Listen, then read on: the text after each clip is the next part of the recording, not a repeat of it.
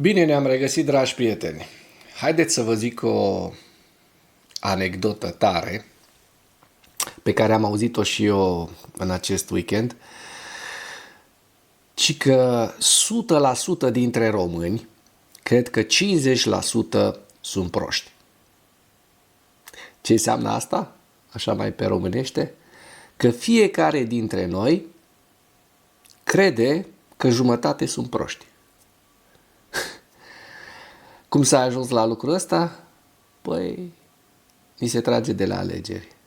Ni se trage de la alegeri și de la faptul că suntem scindați în două tabere, iar tabăra care este total dezinformată și crede în toate manipulările și minciunile lansate de la Kremlin, la rândul ei crede și ea despre noi ăștia lați 50 și aproape 4%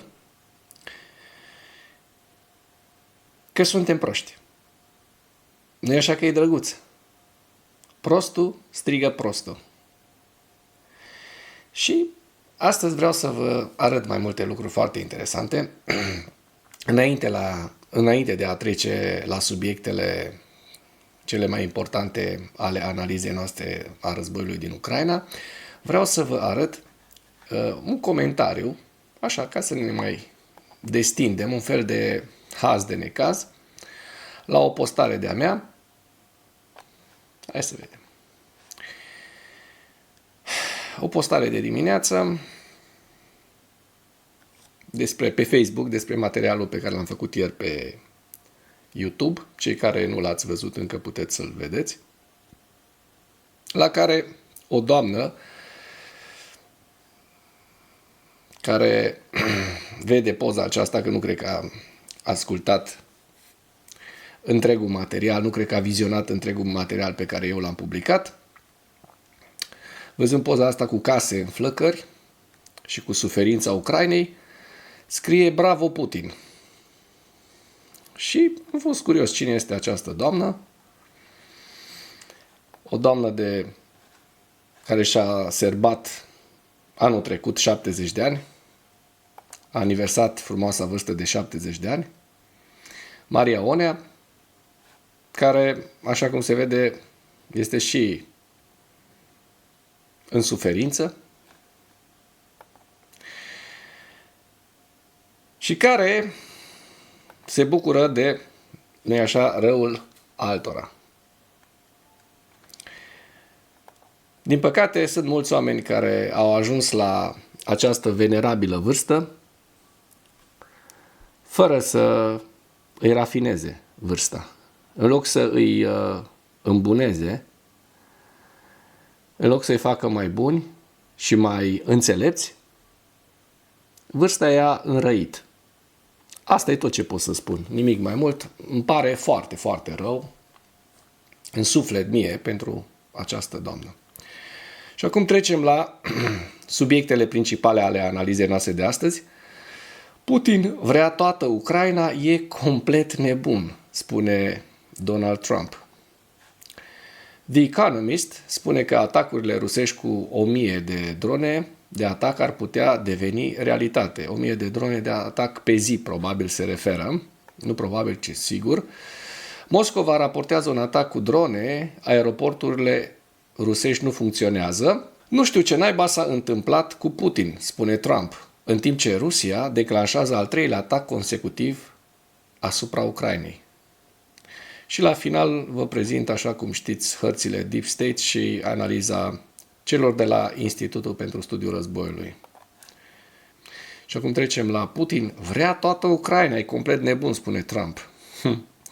Președintele american Donald Trump abia acum a descoperit că ăsta e nebun, că Putin e nebun, sau joacă teatru. Deci ori e prost, ori e ticălos, din două una, că altceva nu poate să fie. Deci Donald Trump l-a descris dur pe liderul rus Vladimir Putin ca fiind complet nebun. După ce, nu-i așa, zilele trecute și săptămânile trecute auzeam că Trump ne spunea că Putin vrea pace, că știe foarte sigur că Putin își dorește pace. El acuza pe Zelensky că nu vrea pace, etc. Și Trump a avertizat că dacă va încerca să preia controlul asupra întregii Ucraine, acest lucru va duce la căderea Rusiei. E curios cum. În nota sa, Trump a menționat că a avut întotdeauna o relație foarte bună cu Putin, dar potrivit acestuia, conducătorul rus s-a schimbat. Trump a spus că Putin este complet nebun și ucide oameni fără motiv, referindu-se la atacurile rusești asupra orașelor ucrainene. Rachetele și dronele bombardează orașele din Ucraina fără niciun motiv. Întotdeauna am spus că el, Putin, vrea toată Ucraina, nu doar o parte din ea, și poate că se dovedește a fi adevărat, dar dacă va face asta, va duce la căderea Rusiei. În același timp, Trump nu l-a lăsat nepăsător pe președintele ucrainean Volodymyr Zelensky, spunând că retorica sa nu face decât să complice situația. Sigur că trebuia să îl găsească și pe Volodymyr Zelensky țapi spășitor la toată treaba asta, că nu se putea să nu-i dea o scatoalcă și victimei. Tot ce iese din gura lui este problematic. Nu-mi place și nu mi-aș dori să se oprească. Tot ce iese din gura lui este problematic, nu-mi place și mi-aș dori să se oprească, a spus Trump, referindu-se, bineînțeles, așa cum o spunea la Zelensky. Dar iată ce spune The Economist. The Economist spune că atacurile rusești cu 1000 de drone de atac ar putea deveni realitate zilnic. Publicația britanică The Economist admite că atacurile rusești împotriva Ucrainei folosind mii de drone de atac ar putea deveni realitate. Publicația spune că în urmă cu doar un an, 30 de drone de atac care au atacat Ucraina într-o singură noapte au fost considerate ceva extraordinar. Rusia folosește în prezent sute de drone, în special în noaptea de 25 mai au fost folosite 298 de drone, ceea ce reprezintă probabil o cifră record. Anul trecut, Kremlinul producea aproximativ 300 de drone Shahed pe lună. Același număr este produs acum în mai puțin de 3 zile. Serviciile de informații militare ucrainene declară că dețin documente care arată că Rusia intenționează să crească producția de drone la 500 pe zi, ceea ce ar însemna că atacurile cu 1000 de drone ar putea deveni realitate. Publicația citează afirmațiile inginerilor ucraineni care dezasamblează și analizează dronele de atac rusești. Aceștia spun că cele mai recente modele sunt imune la războiul electronic ucrainean, nu se mai bazează pe GPS-ul buriat, sunt controlate de inteligența artificială și utilizează propriile rețele de internet și internet mobil ale Ucrainei. Inginerii au declarat că au descoperit recent un bilet în interiorul uneia dintre dronele pe care le demontau. Nota menționa că dronele sunt controlate de boți Telegram care trimit date de zbor și videoclipuri către operatori în timp real. Wow! După cum scrie publicația, nu cu mult timp în urmă, vânătoarea cu drone era efectuată în principal de grupuri mobile cu mitraliere relativ ieftine, rachete lansate de pe umăr și artilerie cu rază scurtă de acțiune. Acum, potrivit ofițerului de apărare aeriană, colonelul Denis Smajnui, dronele manevrează în mod regulat în jurul acestor grupuri. Mai întâi zboară jos pentru a evita să fie detectați, apoi se ridică brusc la 2000-2500 de metri când se apropie de orașe. Prin urmare, Ucraina folosește elicoptere, avioane de vânătoare F-16 și drone interceptoare pentru combaterea dronelor care au început să demonstreze rezultate bune. Un oficial de rang înalt a declarat publicației că sistemele de apărare aeriană din jurul Kievului încă doboară aproximativ 95% din dronele lansate de către Rusia, dar cele 5% care reușesc să pătrundă provoacă pagube mari. The Economist scrie că Ucraina are încă o șansă de a lupta împotriva dronelor și rachetelor de croazieră, dar perspectivele împotriva amenințărilor balistice sunt mai sumbre. Se observă că în lumea occidentală sistemul american Patriot deține un monopol de facto asupra apărării împotriva rachetelor balistice. Ucraina are în prezent cel puțin 8 baterii Patriot, deși în orice moment mai multe sunt avariate și în curs de reparații. Problema este că Ucraina a trecut de la a fi o prioritate pentru administrația Biden la unul dintre numeroși clienți potențiali care concurează pentru o producție limitată sub Donald Trump. Lockheed Martin, care produce sistemele Patriot și rachetele lor PAC-3, își mărește producția la 650 de rachete pe an, dar asta înseamnă cu aproximativ 100 mai puțin decât producția de rachete balistice proiectată a Rusiei. De obicei este nevoie de 2 interceptoare PAC-3 pentru a intercepta o rachetă balistică rusească. Publicația mai menționează că Ucraina ar putea fi nevoită să dezvolte o strategie de supraviețuire care să combine apărarea aeriană cu atacul aerian și descurajarea. Da. Moscova raportează un atac cu drone. Aeroporturile rusești nu funcționează. Ca răspuns la ceea ce se întâmplă, bineînțeles, în Ucraina. Primarul Moscovei, Serghei Sobyanin, a anunțat un atac al mai multor drone care zboară spre oraș. 3 aeroporturi din capitala Rusiei și regiunea Moscova și-au încetat temporar activitatea. Sursa informației, agenția rusă RIA Novosti, citându-l pe Sobyanin și Rosaviația. În jurul orei 16:50, Rosaviația a anunțat restricții temporare privind sosirea și plecarea aeronavelor de pe aeroporturile Vnukovo, Domodedovo, Zhukovski din Moscova și regiunea Moscova. Sobyanin a declarat că apărarea aeriană rusească a distrus o dronă care zbura spre Moscova. Potrivit acestuia, specialiștii serviciilor de urgență lucrează la locul unde s-a prăbușit epava. Ulterior, el a declarat că alte 2 drone care zburau spre Moscova au fost doborâte. În jurul orelor 17:50, Sobyanin a anunțat că a 4-a dronă care zbura spre Moscova a fost doborâtă. Aeroportul Pulkovo a avertizat asupra posibilelor modificări ale programului său din cauza restricțiilor privind sosirea și plecarea aeronavelor de pe unele aeroporturi din Moscova. În jurul orelor 18:20, restricțiile privind sosirea și plecarea aeronavelor au fost ridicate de pe aceste aeroporturi.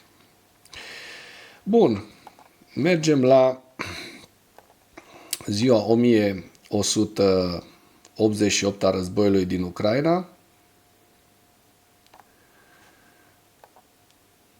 și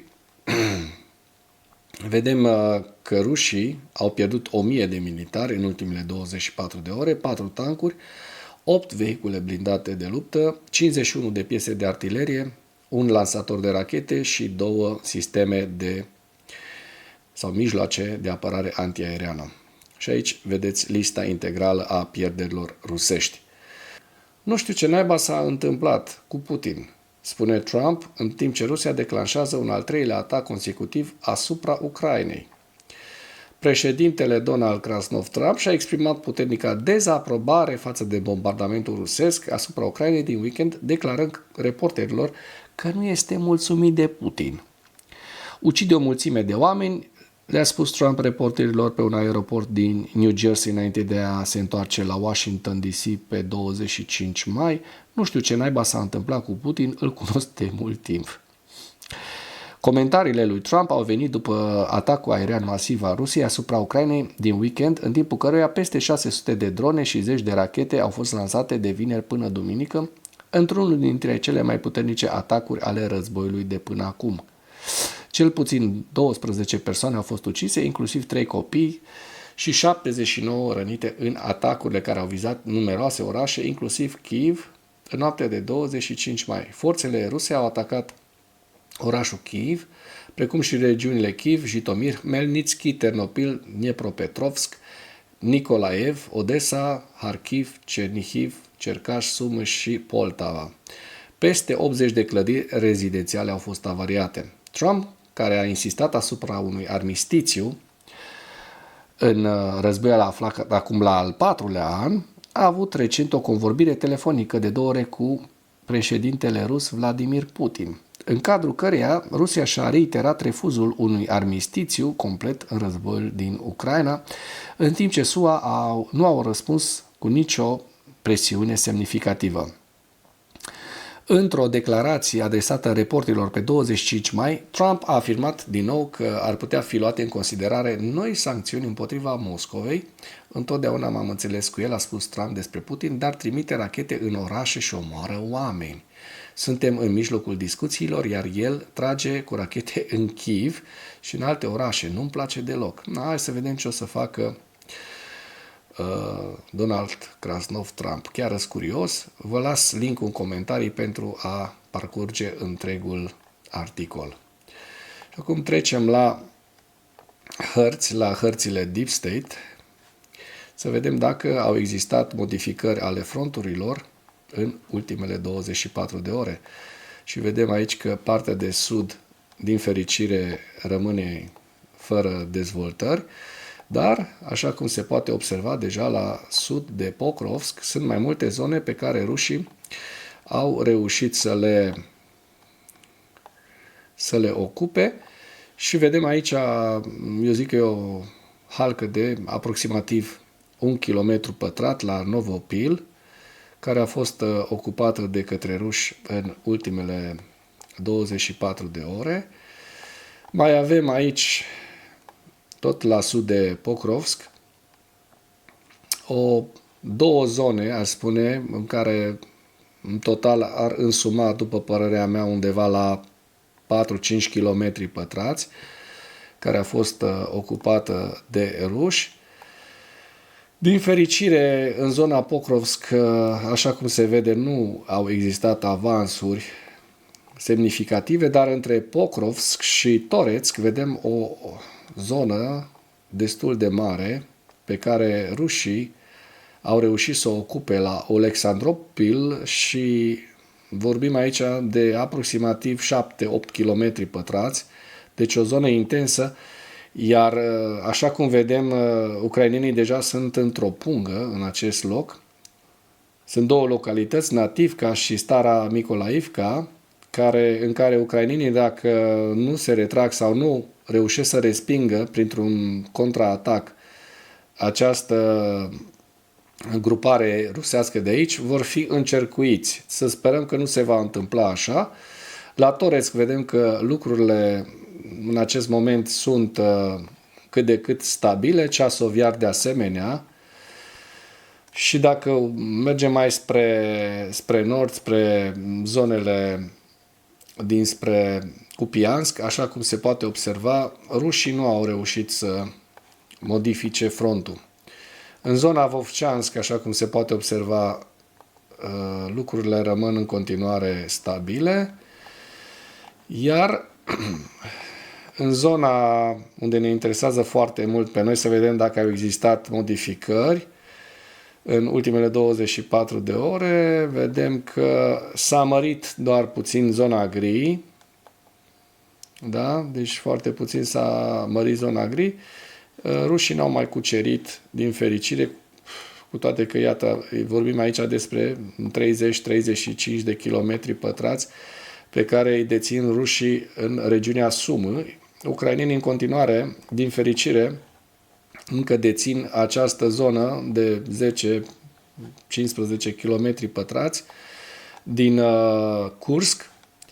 Și acum trecem la Institutul pentru Studiul Războiului cu evaluarea campaniei ofensive rusești la data de 25 mai. Cele mai importante știri: președintele rus Vladimir Putin valorifică atacuri la distanță lungă împotriva orașelor ucrainene, campanii retorice agresive și pesimist excesiv în Occident cu privire la situația de pe câmpul de luptă din Ucraina, într-un efort multiplu de a degrada moralul ucrainean și de a convinge Occidentul că o victorie rusă în Ucraina este inevitabilă și că sprijinirea Ucrainei este inutilă. În noaptea de 24 spre 25 mai, forțele ruse au efectuat cel mai mare atac combinat cu drone și rachete din războiul împotriva Ucrainei.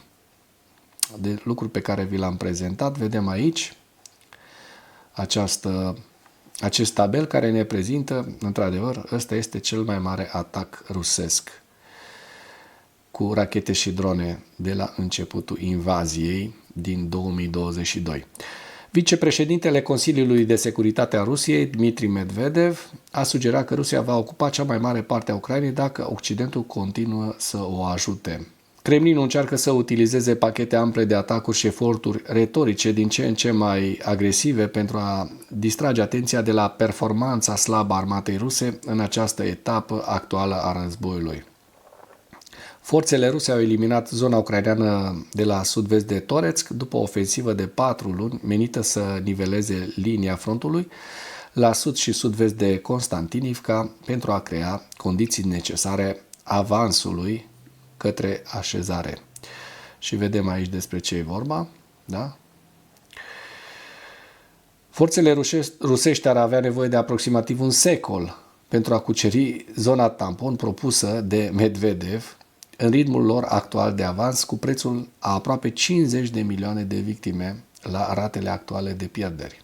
Deci, atenție, o chestie foarte interesantă, pentru că forțele rusești au avansat în medie cu aproximativ 14,3 km pătrați pe zi în Ucraina și Rusia între 1 ianuarie 2025 și 24 mai 2025. În acest ritm de avans, forțele rusești ar trebui să folosească aproximativ 4 ani pentru a cuceri restul regiunilor Donetsk, Lugansk, Zaporozhye și Herson și aproximativ 91 de ani pentru a cuceri zona tampon propusă de Medvedev, care include 587.459 de kilometri pătrați din teritoriul ucrainean.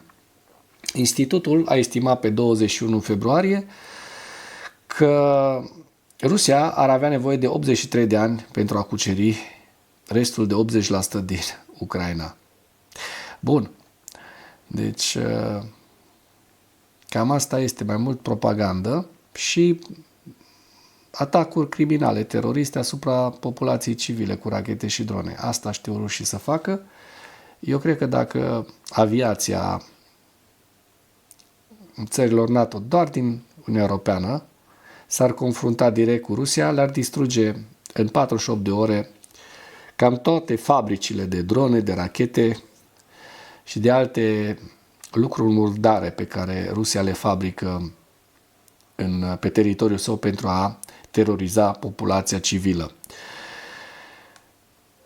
Singura speranță reală a Rusiei de a câștiga acest război este să convingă Occidentul să abandoneze Ucraina. De fapt, asta este. Și acum, în final, vă prezint hărțile Institutului pentru Studiul Războiului. Sumă. Aici este Luganskul, Donetsk, Pokrovsk, Novopavlivka, Velika Novosilka, Zaporozhye și Herson. Și cu acest ultim detaliu încheiem materialul nostru de astăzi cu îndemnul, dacă ați găsit informații utile în acest videoclip, să nu ezitați să-l distribuiți pentru a ajunge la cât mai multă lume. Mulțumesc mult!